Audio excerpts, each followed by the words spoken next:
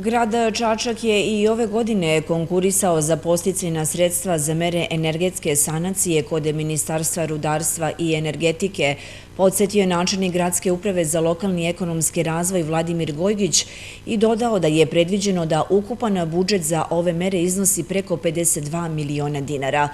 Ovo je još jedna prilika, prema njegovim rečima, da naši sugrađani konkurišu i dobiju značajan novac za predviđene mere.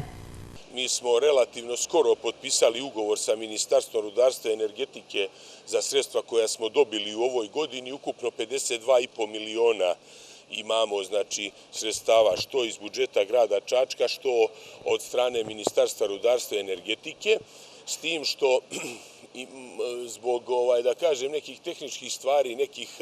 novog pravilnika koji je donet i elaborata koji će trebati za pojedine mere da se prilažu kod konkurisanja, ostalo je da taj nacrt poziva za građane detaljno se pripremi, jer to je program koji se realizuje u 137 lokalnih samouprava i ti javni pozivi su faktički maltene svuda isti. Možda se u nekim sitnim detaljima nešto može razlikovati. Imamo, opet da kažem, mislim sad druga sredstva najveća po visini od ovih 137 lokalnih samouprava, tako da veliki broj građana može da se prijavi i da ostvari pravo na ova sredstva za mere energetske sanacije. U narednom periodu biće raspisan poziv za privredne subjekte, rekao je Gojgić i pojasnio. Kao što znate, mi prvo moramo raspisati poziv za privredne subjekte, jer mi prošle godine nismo imali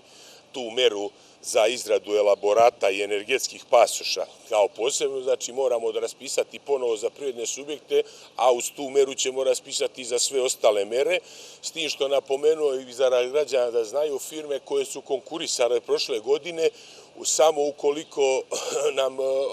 dostave saglasnost po materijalnoj krivičnoj odgovornosti da hoće da učestvuju i ove godine, oni će automatski ponovo učestvovati. Takva je neka, da kažem, preporuka ministarstva, tako da očekujem da će biti veliki broj privrednih subjekata za sve mere. Jedino što se tiče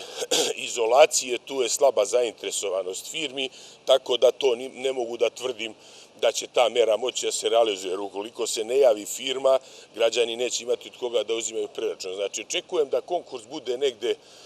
do polovine septembra i da traje do kraja godine. U protekle 3 godine za 9 mera više od 600 građana iskoristilo je podsticajna sredstva, podsjetio je Gojgić i naglasio da je u okviru konkursa u prošloj godini potpisano 267 ugovora za 298 mera.